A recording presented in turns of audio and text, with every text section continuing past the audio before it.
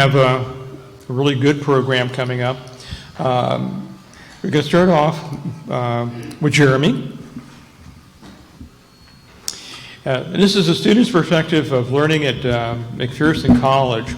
And I have a soft spot for a number of institutions. McPherson's one of them. Ken and I got to meet a number of times in Allentown. Dealt with his students for a number of years now. It's great. We've got, of course, now Belmont Abbey has joined the regime, I guess. Of course, Alfred State. So we're starting to develop something here. And what we're going to get from Jeremy, who is local, by the way, is a different perspective than what us older people have about things. Okay, Jerry, take it away. Hello all, my name is Jeremy Porter. This is my first kind of speaking experience like this since 8th grade, so this is going to be quite new for me, but we'll see how that goes. So I'm a student at McPherson College. I'm here with two faculty members at our school, Christy Sokia and Ken Yan. Ken is our department chair of history and politics, while Christy is our librarian and manages our archives, both of which they'll touch on. But I am from this area. I'm from Seneca Falls. I was not born into a car family at all, but I did attend the vintage races down at Watkins Glen.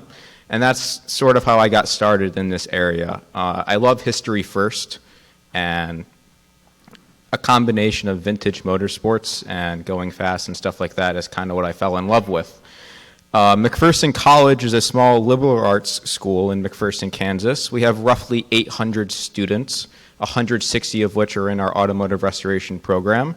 Our Automotive Restoration program is a 4-year school where you learn basic maintenance skills and automotive skills on top of also taking your general liberal arts education.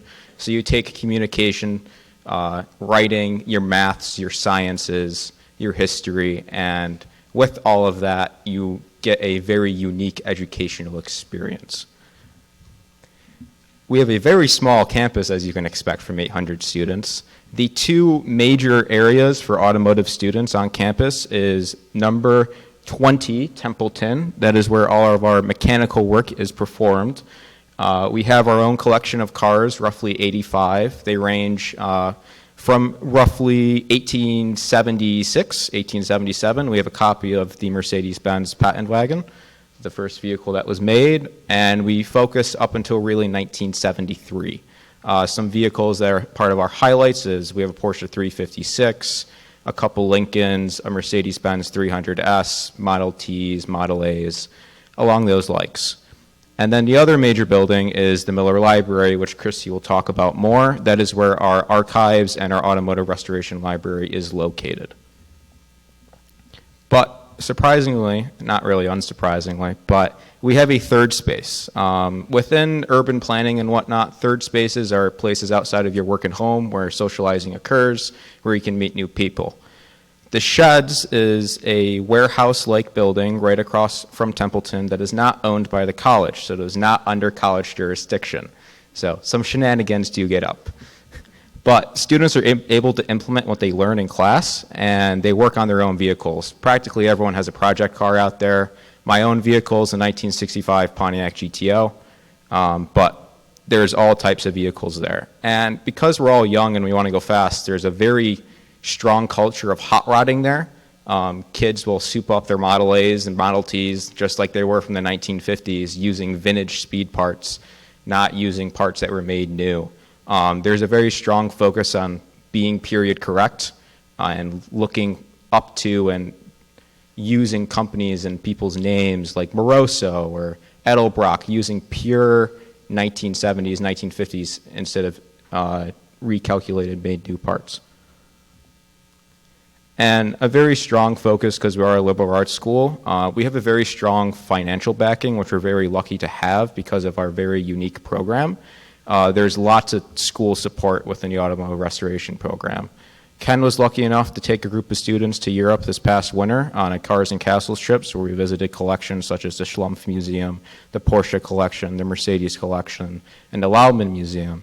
And with our ties that we have all over the automotive industry, we were able to get backroom access to the Porsche factory and Mercedes factories and see their own physical restoration departments where with their road cars, they're also doing race car work. When we pulled into the Porsche Museum, right beside us was a Porsche 959 Dakar car that was being pulled into their workshop. So it's just stuff like that. Last year, I was fortunate enough with 3 other students and one of our professors, Luke Chennel, who is a part of the American Bugatti Club, to attend the Bugatti rally here at Watkins Glen.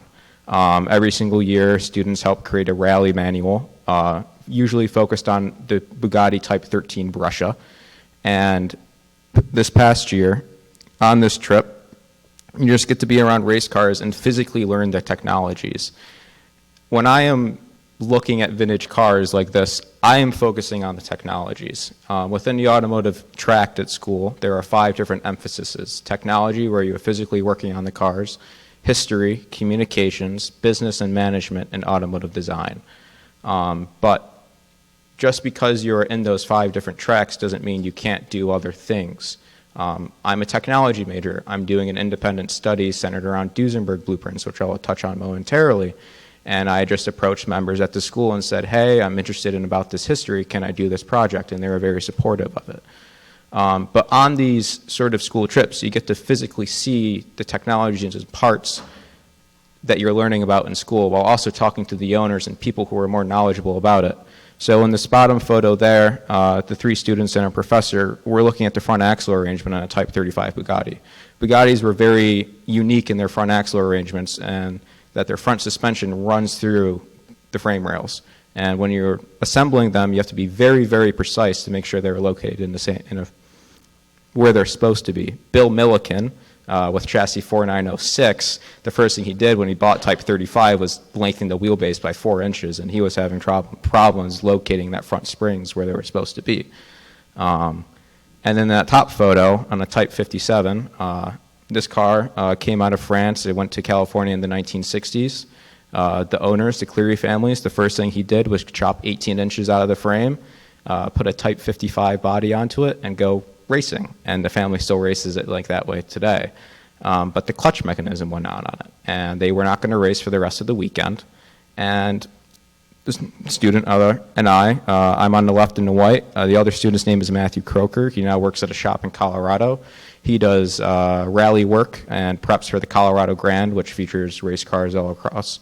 Leading up to 1955, we just said, hey, we'd like to take a crack at it. We've read the manuals and whatnot. Bugattis have a very unique clutch mechanism. It acts as a lever from the top.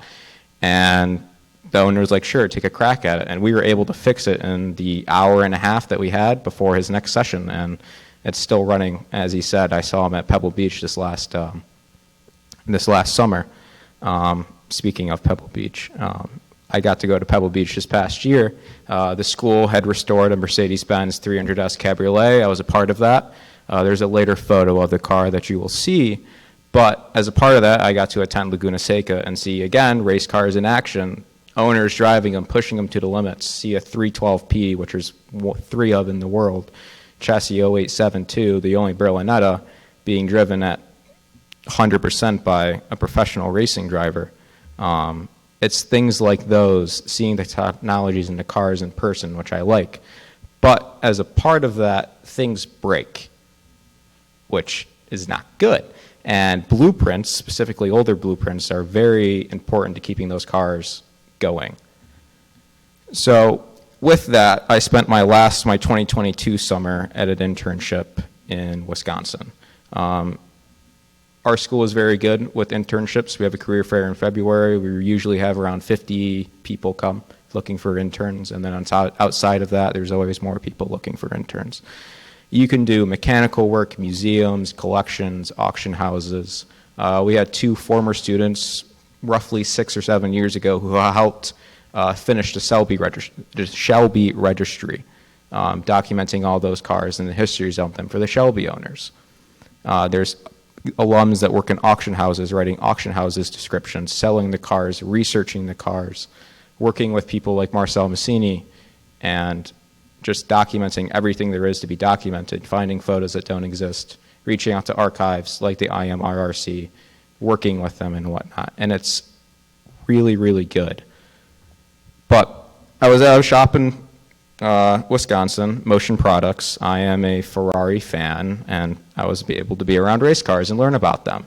Some of the cars that I worked on, that top left there is a 121 LM, chassis 0484.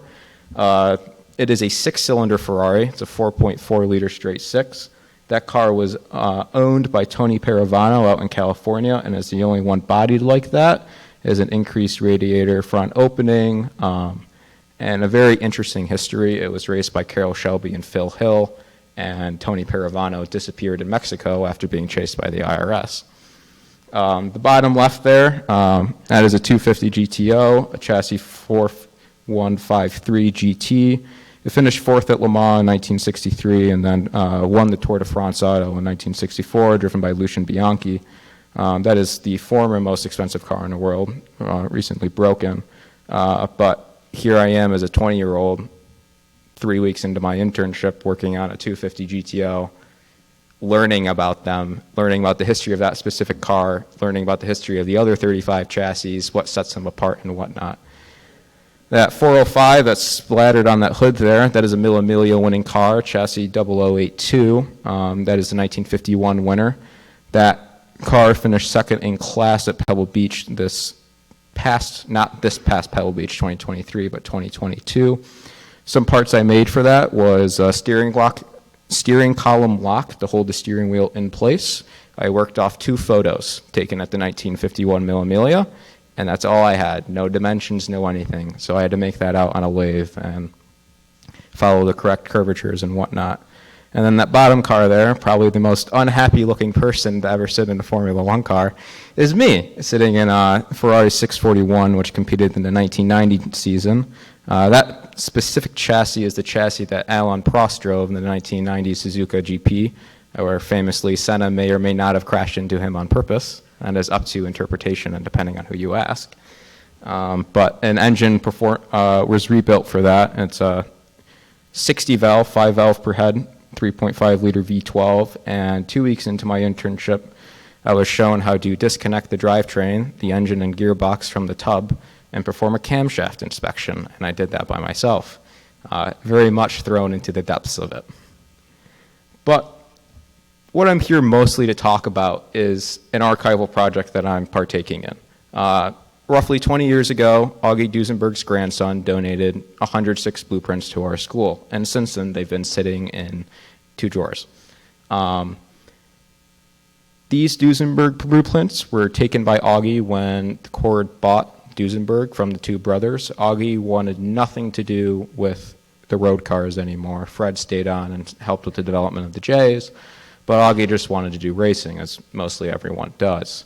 And it's a mixture of Indianapolis motors, Duesenberg Model J and Model A motors, some rear axle assemblies, and then just over roughly half of them are to a W24, which was actually used in marine engine that was built for Horace Dodge. And they're relevant to our program because you are able to practice and learn archival skills, research. If you want to, you can recreate parts using the blueprints, which is a little side project that I am doing at school, and they're just cool. Who doesn't want to see life-size motors and that are over 100 years old? There's just some pictures on the left here of that W24 motor. The bottom is the engine roughly when it was rebuilt. I was lucky enough to see this motor 3 weeks ago and hear it run. It sounds like an entire field of Miller-Raffi midgets. It's 625 cubic inches with a supercharger. And it spins to 5,000 RPM. It's a lot of noise. But it had a whole development cycle over roughly 10 years with different methods and different construction, things that were added, things that were subtracted from it. And what I'm doing is researching and creating a little story, a little book if I want to, of the story of that specific engine. But automotive-wise, these are blueprints to a 1926 Duesenberg IndyCar motor, 91.5 cubic inches, 1.5 liters. It's a straight 8, and it used Babbitt bearings, but it is not a 4-stroke. It is a 2-stroke. One motor was built, as far as I can tell, I was talking to Randy Emo, who is the premier Duesenberg expert in the country, and it was ran in one car, and there's 3 articles on the internet about this car, and that's it. And it just mentions it's a 2-stroke motor. It wasn't allowed to go past 4,600 RPM.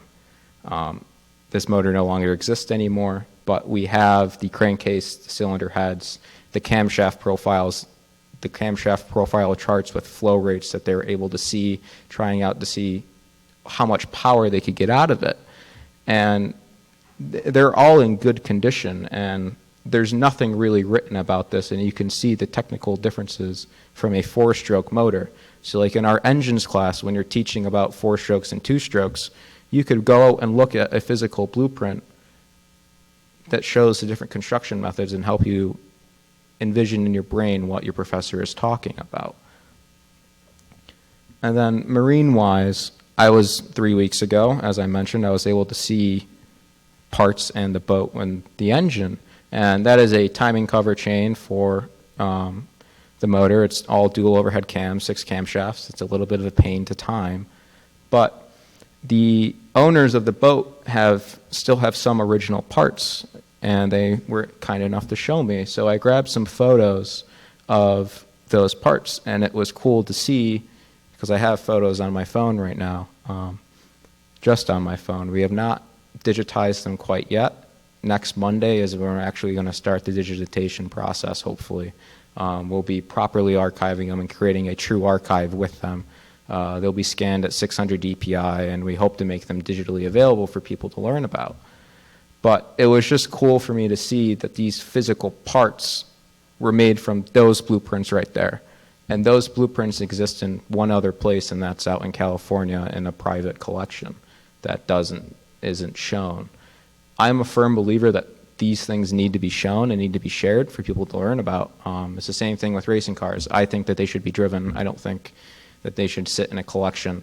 Although there is discussion about that, because when you have original cars or cars that were extremely important, it gets a little shady, and I'm open to discussion about that with anyone.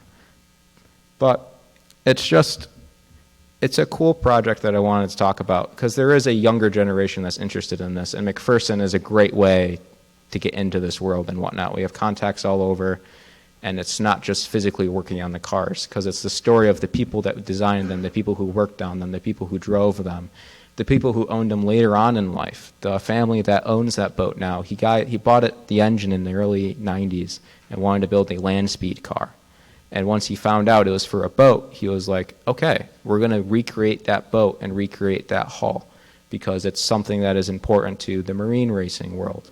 He had never built a boat before, so him and his son just went and started building a boat using the original hull plans, because they found the original family the 2 brothers built the boat in the mid-1930s. It's the story of people and them interacting with people.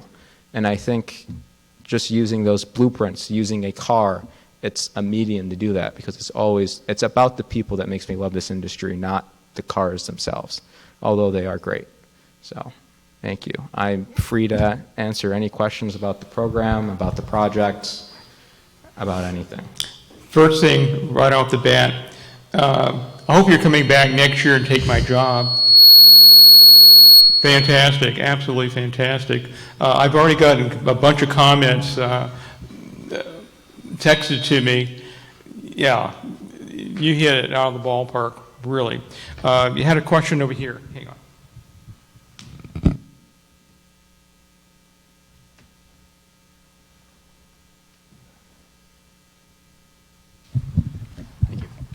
So you mentioned that you are from up here in Seneca Falls area.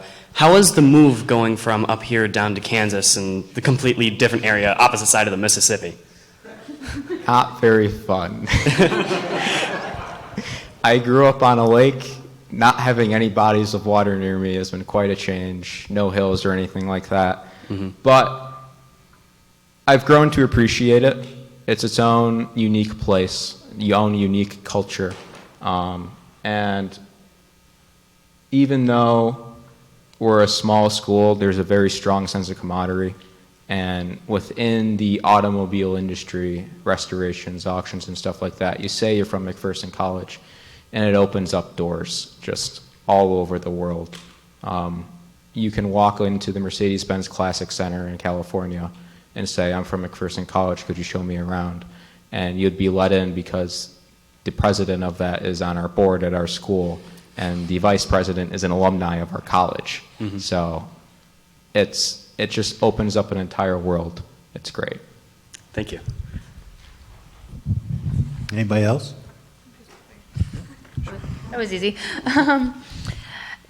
So for someone who's maybe looking into that program, can you expand on the advantages of a 4-year program, coming from a liberal arts background versus maybe what we might consider the more traditional sort of trade approach in this country? Yes. So it's very much geared more towards restoration and not maintenance and stuff like that. If you're restoring a historically significant car, you want to get the details right. An example of this is that car right there. 10 years ago, our school set a goal to compete at the Pebble Beach Concours d'Elegance with a car entirely restored by 20-year-olds against people who have been doing this for 40 years and know every trick in the book. That car is a 1953 Mercedes Benz 300S Cabriolet. 203 were made in that body style, 560 overall. It uses a triple Solex carb 3-liter straight 6. It's the same motor that's used in the gull wings, but it's just not fuel injected and with a not as hot cam. But this car has 13,000 individual parts. A gull wing has 6,500. It has a chassis lubrication system, and our car was special order with a different kind of chassis lubrication system. So we had to find the original Bakelite piece from 1953, and roughly 80 of those cars were optioned, so there's only 80 made, because we didn't have ours anymore, by Argus, and then show a photo documenting that our car had it. These cars had silver cad electrical connectors. We had to go and find press photos from 1951 from the Mercedes factory showing, yes, these are supposed to be silver cad, they're not supposed to be like that. And then probably the most obvious one, which we were asked about at the show by the judges, is radiator hoses, because most people are used to seeing gull wings. These are a steel braid woven radiator hose and water-cooled hose, and all the other ones they had seen were just black, and they had to double check and ask if this is supposed to be correct. And you just open the binder and there's a photo right there. So being able to know how to find your photos in your research, very, very important. And then being able to have the skills to implement that is very important as well. And that school, and that's what sets us apart from other 2-year programs around. Because you don't have to just go physically into the restoration world. For example, I've mentioned you can go into auction houses. You can go as just a general historian. You can go and work in insurance. You can go and manage a shop. You don't have to physically just work on the cars. And you're not just learning about the cars you're interested in. I had no appreciation for pre-war vehicles or European vehicles before I went to school there. I was a muscle guy through and through. And now I'm into Ferraris, pre-war Alfas, and pre-war Bugattis, and just GP cars. And if I didn't go to school, I would not be into those things. Jeremy, have you had any contact with the Auburn Cord Duesenberg Museum? I guess you've talked with Brandon Anderson, I guess, at the director at all? I have not yet, because there's a story about those our Duesenberg blueprints. They were looking to get those, but they were donated to us. But I think that cooperation is needed between the two. I mean, once they're digitized, they're going to be available for everyone to see, and it's important to the Duesenberg legacy. They already have an established museum around Auburn Cord Duesenbergs, and even with us still having the original Duesenberg blueprints, you can still print off one-to-one size copies of them once they're digitized, and they can have them on display, for example, and stuff like that. Yeah. So I think that cooperation is needed between people in this industry, because there's historians out there who just want to hoard information and not share it with people, when I think that it's just for everyone to know. If you need help, there's some people who can open the doors, no problem. Yeah. Any more questions, please?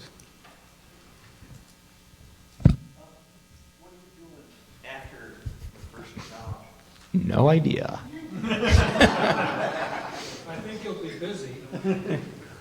So Ferrari mechanicals have always come up, along with obviously the history side. I'm a chassis number person, if you have been able to tell. I was able to visit a shop out in California, which is renowned, which my best friend now works at, actually. She was able to work on a 312P. When I visited, she was working on a 246 Dino, Daytonas. There's an F50 GT in there. And then their shop owners also run a 750 Monza on the track and actually race it all over the world. So that would be a fun experience if I would get to do that. We'll see. But I am just trying to figure out what's going to be best for me. Thank you. Thank you.